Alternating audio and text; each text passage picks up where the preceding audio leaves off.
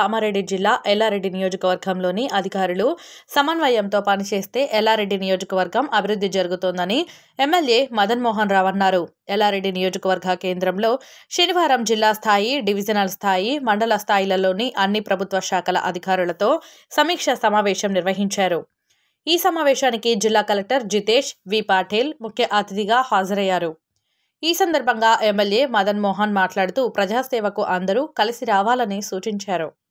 ప్రజా సమస్యలను ఎప్పటికప్పుడు పరిష్కరించాలని ఎమ్మెల్యే అధికారులకు సూచించారు. అవినీతి రహిత పాలనే లక్ష్యంగా తాను పనిచేస్తానని తెలిపారు. ప్రజలకు జవాబుదారీగా అధికారులు పనిచేయాలని కోరారు.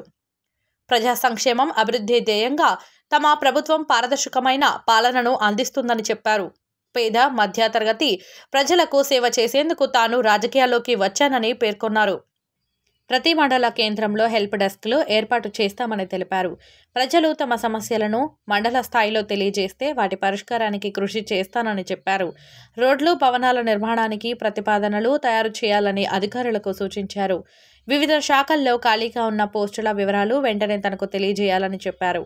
జిల్లా కలెక్టర్ జితేష్ వి పాటిల్ మాట్లాడుతూ గ్రామ స్థాయి సమస్యలను మండల స్థాయిలో అధికారులు పరిష్కారం చేయాలని తెలిపారు. విద్య, వైద్యం, రోడ్లు, భవనాలు, నీటిపారుదల, మిషన్ భగీరథ, గ్రామీణ నీటి సరఫరా, సర్వే, ల్యాండ్ రికార్డ్, రెవెన్యూ శాఖల వారీగా నిర్వహించారు. అనంతరం నూతనంగా నిర్మాణ దశలో ఉన్న బస్టాండ్ పనులను పరిశీలించారు. Municipal commissioner Jagjeevan, municipal AE, డిఈలతో వివరాలు అడిగి తెలుసుకున్నారు. బస్టాండ్ పనుల్లో నిర్లక్ష్యం చేయొద్దని, నాణ్యత కోల్పోవద్దని ఆదేశించారు. ఈ సమావేశంలో ఆర్డీఓ ప్రభాకర్, జిల్లా స్థాయి అధికారులు సాయన్న, రాజారాం, దయానంద్, మురళి, రాజు, శ్రీనివాస్, రజిత తదితరులు పాల్గొన్నారు. ప్రత్యేకంగా పేద ప్రాంతం ఈ కాన్స్టిట్యూన్సీలో ముఖ్యంగా మన సమస్యలు చాలా ఉన్నాయి. మన సమస్యల్లో హౌసింగ్, ఇళ్ల సమస్య విపరీతంగా ఉంది. దాన్ని కూడా పంచాయతీరాజ్ వ్యవస్థలో కూడా డిస్కస్ చేసి ఎన్ని హౌసింగ్ శాంక్షన్స్ అని హౌసింగ్స్ కూడా ఇమీడియట్గా పర్చేజ్ పెట్టడం జరిగింది. తర్వాత రోడ్డు ఆర్ఎండ్బి పంచాయతీరాజ్లో రోడ్ ఆర్ఎండ్బి వ్యవస్థలో కూడా చాలా తండాలు, కుగ్రామాల్లో రోడ్లు లేవు. నేను మన ఎన్నికలు జరిగినప్పుడు చాలా ప్రాంతాల్లో రోడ్ల సమస్య కూడా కావాలని అది కూడా ఇంప్లిమెంట్ జరిగింది. తర్వాత కొందరు నాయకులు, కొందరు అధికారులు కూడా కొంత ఫ్రాడ్ చేసి స్కామ్లు చేస్తున్నారు ఈ కాన్స్టిట్యూన్సీలో. అది కూడా గుర్తించడం జరిగింది. నేను ఎమ్మెల్యే ఉన్న కాలంలో ఏ పేదవాడి దగ్గర కూడా ఎవరు కూడా ₹1 లంచం తీసుకున్నా కానీ సీరియస్ యాక్షన్స్ తీసుకుంటారని చెప్పి కూడా మరి కరెక్ట్గా చెప్పడం జరిగింది. ఎందుకంటే ఈ ఎల్లారెడ్డి నియోజకవర్గంలో ప్రతి ఫలం గవర్నమెంట్ నుంచి జరిగి కూడా పేదవాడికి అందాలి. ఎటువంటి గుండాయిజం కానీ, ఏ లీడర్ కానీ, ఎంత పెద్ద నాయకుడైనా సరే కానీ తప్పకుండా పోలీస్ వ్యవస్థ కూడా చెప్పడం జరిగింది. సీరియస్ యాక్షన్ తీసుకోమని చెప్పి ఈ కాన్స్టిట్యూన్సీలో మదన్ మోహన్ ఎమ్మెల్యేలో కూడా ఏ కార్యక్రమం కూడా జరగకూడదు, ఏ పేదవాడు కూడా అన్యాయం జరగకూడదు అని చెప్పి పోలీసులు రెవెన్యూ చెప్పడం జరిగింది. చాలా సమస్యలు వచ్చినాయి. కొందరు స్కామ్లు చేస్తున్నారు, ఇల్లీగల్ మైనింగ్ చేస్తున్నారు, పేపర్లలో మట్టి కొట్టుకుపోతున్నారు, గుట్టలు కథలు చేస్తున్నారు. అందరి పనులు కూడా సీజ్ చేయమని చెప్పినాము.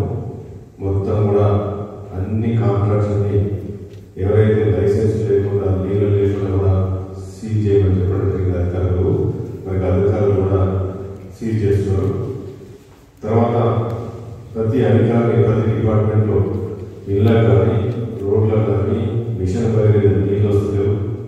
మరి ఆ మిషన్ భగీరథ డిపార్ట్మెంట్ కూడా అందరికీ కూడా రిపోర్ట్ ఇవ్వడం జరిగింది. ఎక్కడెక్కడైతే ఫండ్స్ ఉన్నాయో అంగన్వాడీ కేంద్రాలు కూడా పాతగా కూలిపోతున్నాయి, కొన్ని గ్రామ పంచాయతీలు లేవు.